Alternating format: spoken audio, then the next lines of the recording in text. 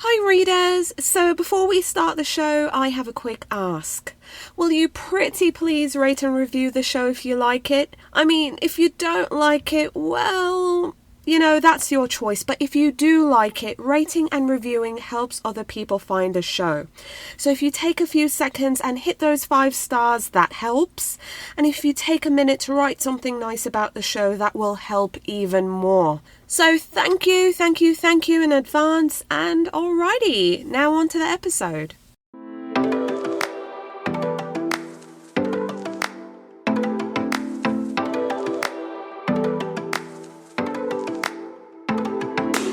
Hello, I'm Victoria from Biblio Lifestyle, and you're listening to the Reader's Couch podcast, the show that will help you bridge the gap between living a full and busy life to one where you're reading, learning new things, and having fun. It's Throwback Thursday, and in today's episode, I'm sharing an interview I had with author Sarah Hall to talk about her latest story collection, Sudden Traveller. Stay tuned.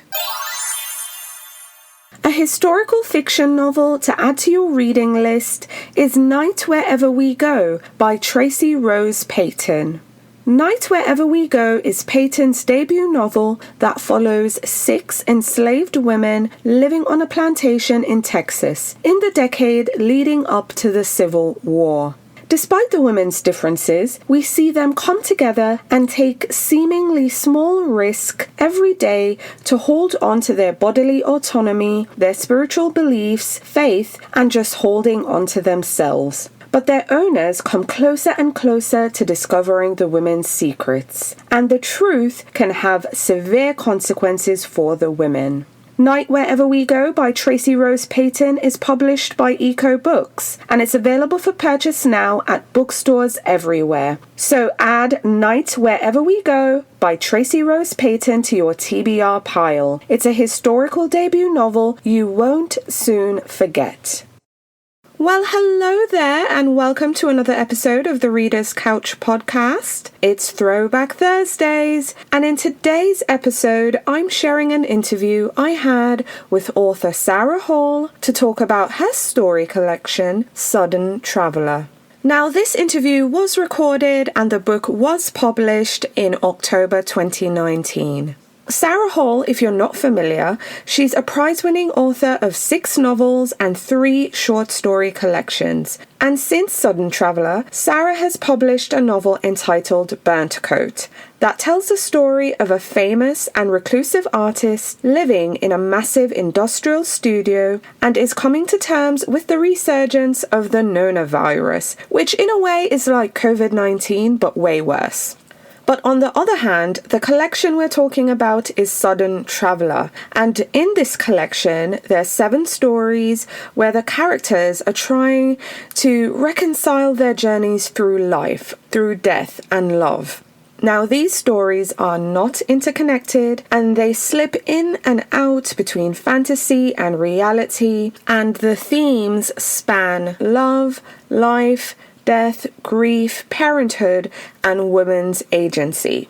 So, if you're a fan of short story collections or short fiction in general, I have to tell you, Sarah Hall is a must-read author just because I think she's mastered the short form incredibly well. So I hope you enjoy this interview with author Sarah Hall to talk about her short story collection, Sudden Traveller.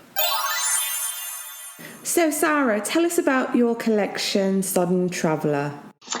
Well, it's 7 short stories, and they are, I guess, loosely themed. There's a fantasy element, kind of science fiction element to them. Not exactly pure fantasy, but in each of the stories there is something a little bit strange and uncanny that takes the reader out of the real world, let's say, and puts them in a different kind of world they might half recognize. But other than that, the stories are very different. They're taking place in different parts of the world, in Turkey, in Cumbria, in the north of England, all over the place.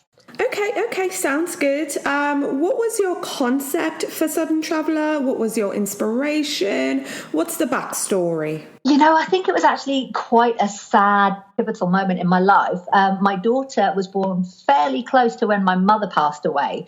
And it was that kind of feeling of incoming and outgoing, if I can put it quite bluntly. Yes. The sense that there's this continuum that people are sort of passing along, moving through their life, traveling through their life, arriving at different places. And your life might seem quite sudden in some ways.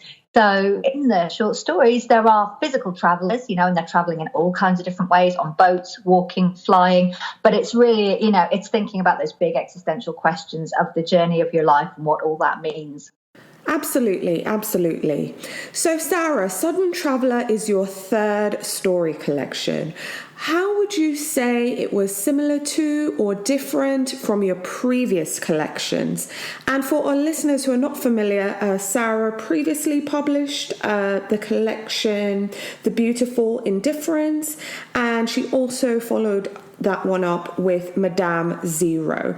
So, Sarah, how is it similar to or different from your previous works, Sudden Traveller? I think some of the preoccupations are the same. There are characters that are on the margins of life somehow. They might be trying to find their place in the world, their place within a family. Something strange and big might have happened to them, and they're trying to make sense of it. And there's certainly a theme of animals and the rural in all of the collections. I was brought up in the Lake District in the north of England, which is a very beautiful, very wild place. Yes. So the sense of the wild world is never far away in my work. But I also think, that these big questions that I'm interested in about life and about the meaning of everything, a kind of eroticism is always in the work in one guise or another. How would you say publishing your first book changed your process of writing?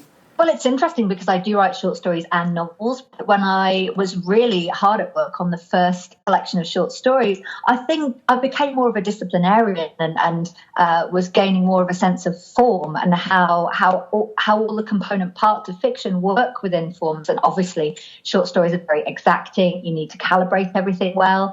And I think in some ways, overall, working within that form has made me a better writer because the form takes no prisoners. Yes, absolutely. I agree with that one for sure. How long did it take for you to write Sudden Traveller?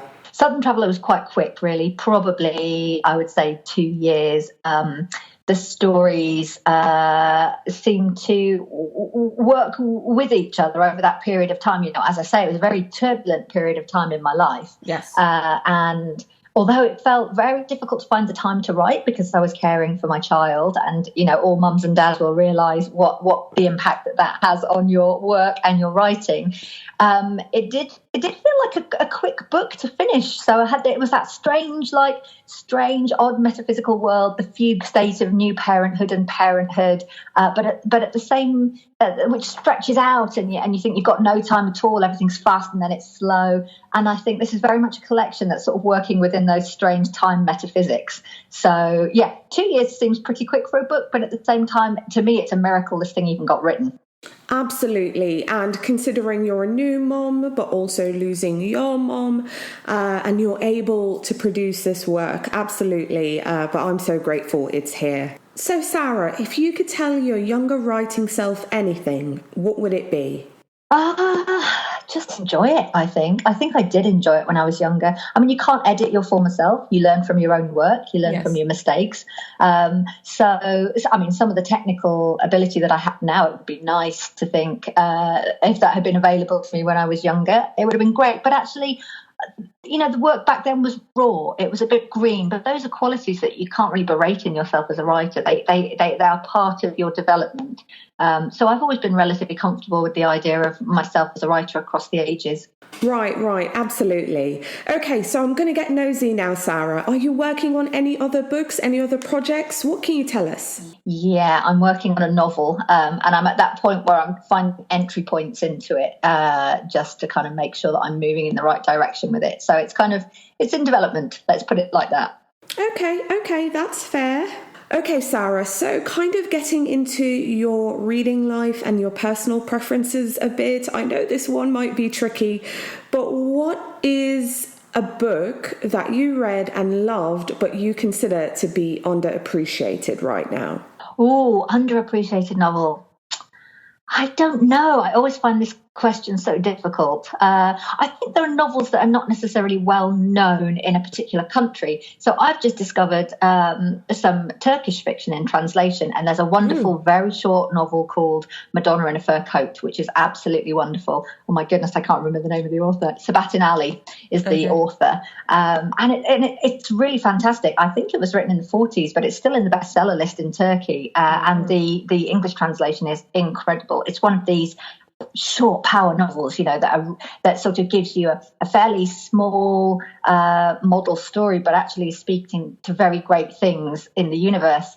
And in some ways, I feel like, not enough work is translated into other languages, and it's an absolute pleasure when you're coming across something from another culture that's of interest that way. Absolutely. I've always considered books in translation to just be this amazing gift, because otherwise, in my case, I wouldn't have been able to read it. But Sarah, also curious, tell me about some of your favourite bookstores. I probably have two favourite bookstores. I'm from the Lake District, so I have to say that Sam Reed Bookshop in Grasmere is wonderful. It's this small independent bookshop. It's right in the heart of the Lake District, carries amazing literature, traditional literature and new literature. It's has wonderful owners and wonderful manager, and it's a real gem that's sort of tucked away between the mountains in this small village. And then I live in Norwich, Norfolk, in the UK, and there's another wonderful independent bookshop here called the Book Hive. And again, it's just fantastic titles, really carefully chosen and curated bookshop. Love it, absolutely love it. Okay, so getting back to your collection, Sodden Traveller, in the end, after readers have turned the last page, what are you hoping for? What are maybe some of their reactions or thoughts you're hoping readers might have? To answer the question, I think I have to think about my own reading experiences. And with short stories, I love feeling... I sometimes describe short stories. This is an awful way of describing them, but it's almost like a bullet wound. It's they sort of go in neatly and cleanly in the beginning and leave this wide open kind of existential wound in you. But that's actually not a bad thing as a reader, because it really makes you think about mortality. It makes you think about the things you believe to be real. That it can kind of leave you reeling, and that's a tremendously powerful device. So I would hope that readers find in these stories not necessarily shocking things, but kind of very big reverberating aspects of their own lives, maybe not answers to questions, but just like a companionability in the stories. We're holding hands, moving towards the inevitable end and asking these big questions along the way. I just see short stories as kind of, disquieting companions. Absolutely. Couldn't agree with you more. Sarah, thanks for speaking with me. Thank you.